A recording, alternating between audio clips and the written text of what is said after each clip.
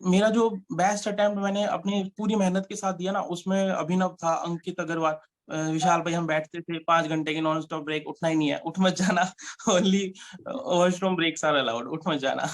ये चार से शानु, एक सेकंड इंटरप्ट कर रहा हूँ। अगर आप चाहो तो आपका कोई, अगर कोई फ्रेंड है, बहुत फास्ट फ्रेंड है, उसके साथ बैट लगा सकते हो कि चल देखते हैं कौन पहले उठेगा।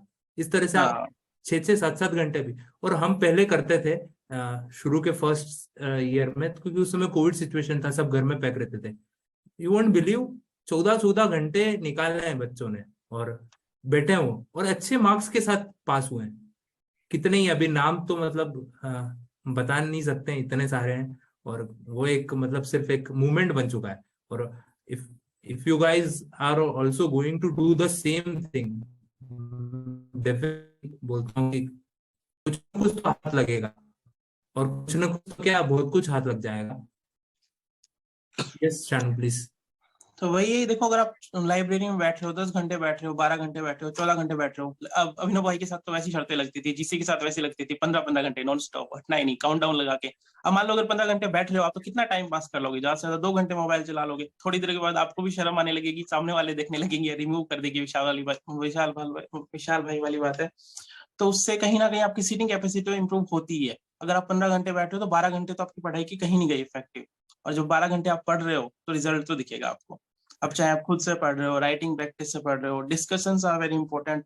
विशाल भाई के साथ बड़े ऑडिट डिस्कशन किए हैं, अब क्वेश्चन वो विशाल ऐसे, अब अगर ऑडिट के क्वेश्चन डिस्कस किए हैं तो 2 पॉइंट अगर विशाल भाई के थे, तो वो एग्जाम में भी वही क्लिक करते हैं कि ये 2 पॉइंट विशाल भाई ने बोले थे डिस्कशन में।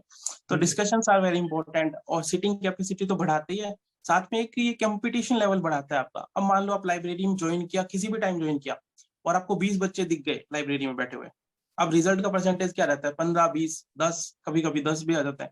अब 20% है और 20 बच्चे ऑलरेडी पढ़ रहे हैं, तो आपका नंबर तो वैसे ही कट हो गया। तो एक कंपटीशन स्पिरिट बढ़ाता है, आपकी सिटिंग कैपेसिटी बढ़ाई है, फ्रेंड्स मिलते हैं आपको, कनेक्ट्स मिलते हैं। अब की बार तो मेरा थोड़ा ऐसा अटेम्प्ट गया कि मेरी 6 महीने से पिछले मम्मी की हेल्थ काफी खराब रही, और उसके बाद जब फाइनली हम ऑपरेशन करा के वापस आए तो 25 दिन बचे थे ओवरऑल एग्जाम में, और उसी में जो पढ़ा मैंने 2 बार रिवाइज किया समथिंग।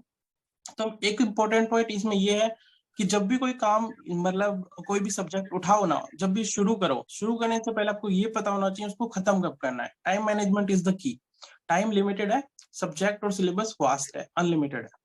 तो time management is the key. कि मेरा तो ये रहता था कि अगर मैं 3 घंटे ऑडिट पढ़ना है तो मैं 3 घंटे ऑडिट पढ़ रहा हूँ, अगर वो 3 घंटे में नहीं भी हुआ ना, तो मैं आज ऑडिट बंद कर दूंगा, फिर मैं उसको कल उठाऊंगा। अगर मेरे को कोई टॉपिक पढ़ने में टाइम लग रहा है, चैप्टर पढ़ने में टाइम लग रहा है, तो शायद भी मेरा ये मानना होता था कि शायद वो दिन नहीं है आज जिस दिन मैं पढ़ पाऊँ, तो शायद वो कल मेरे को टॉपिक जल्दी हो जाए। ठीक है, इसके अलावा एक कम्युलेटिव बेसिस पे अगर आप पढ़ो तो वो बेटर होता है। जैसे कि अगर कोई चैप्टर पढ़ने में आज 3 घंटे, अगर कल को आप वही चैप्टर रिवाइज करोगे तो वो आधे घंटे में हो जाएगा, 3 घंटे वाला, एक फास्ट समराइज वे में, और चीजें कम्युलेटिव रहती हैं उससे। तो ये आपको थ्योरी सब्जेक्ट्स में हेल्प करता है, जो थ्योरी सब्जेक्ट्स में मैं ज्यादा फोकस करता था, मेरा प्रैक्टिकल इतना स्ट्रांग नहीं है।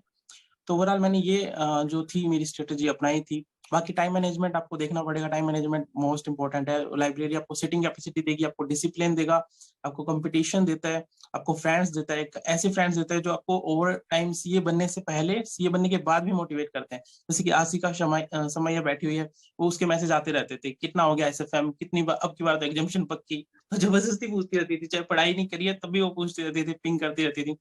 नेहा नेहा बैठी हुई है, नेहा नेहा ने अब की बार काफी बार पूछा कि लाइब्रेरी क्यों नहीं आ रहा, लाइब्रेरी क्यों नहीं आ रहा। मैं उसको बोलता, अरे ऑपरेशन अभी हॉस्पिटल में होगा से लाइब्रेरी हो। लास्ट के 20 25 दिन तो पढ़ के दिया। तो ओवरऑल लाइब्रेरी काफी इंपॉर्टेंट पार्ट रही है सीए जर्नी में, जो 2 साल पीछे गए हैं। तो लाइब्रेरी का एक इंपॉर्टेंट रोल तो रहता ही है। जब आप एक ग्रुप में बैठे हो, एक 6x3 के कमरे में बैठे हो 2 साल से, कोविड में तो और भी ज्यादा इंपॉर्टेंट रोल ये था, क्योंकि अगर आपने टीवी देख ली तो टीवी के बाद तो आप खुद को पैक करके बैठ जाओगे, इतना डराते थे वो कोविड में। बट लाइब्रेरी आपको वो मोटिव देता था कि आप पढ़ सको, क्योंकि 10 बच्चे और भी पढ़ रहे हैं, तो आपको कंपटीशन गोइंग ऑन। तो लाइब्रेरी का एक मेजर रोल रहेगा। बाकी स्ट्रेटेजी मैं यही कहूंगा, टाइम मैनेजमेंट आपको रखना चाहिए प्रॉपर। आप स्टार्ट करने से पहले खत्म करने का सोचो उसको, सब्जेक्ट को, बिकॉज सब्जेक्ट बहुत है, सिलेबस बहुत है, बट खत्म करना जरूरी है उसको। तो correct. This is all over my strategy, like time management is the key, cumulative revision is the key, और मेनली तो ये चीजें हैं। बाकी यस। लाइब्रेरी का मैंने बता दिया। और बाकी Yes. फ्रेंड्स आपको लाइफ टाइम मिलते हैं, मोटिवेटर्स आपको लाइफ टाइम मिलते हैं। लोगों का मोटिवेशन अलग होता है, जैसे अपने आशीष है, उसको सॉन्ग बजाने का अलग मोटिवेशन है, वो उस ब्रेक से 1 मिनट पहले ही चालू हो जाते हैं। डीसी हमारा है, उसको पोल मास्टर कहते हैं, उसका पोल बनाने का अलग मोटिवेशन लेवल होता है। तो हर किसी बंदे से ना, जो भी स्क्रीन पे दिखेगा, आप कुछ ना कुछ सीख सकते हो उससे। सबका अपना बिल्कुल। अलग अलग लेवल का एक होता है कि वो डेडिकेशन लेवल ही अलग होता है। चाहे कैसे, विशाल भाई का मोटिवेशन का अलग है, उनके सुबह 4 बजे मैसेज देख लो, या कोई मोटिवेशन देख लो, ऐसे सबका रहता है। तो काफी कुछ लर्निंग सीखने को मिली है 2 सालों में, और ये प्लेटफॉर्म शानदार है जो भी फाउंड किया शैलेश भाई ने, विशाल भाई ने, जो भी इनका पहला बैच था। दैट्स एन अमेजिंग और जॉब एंड ऑल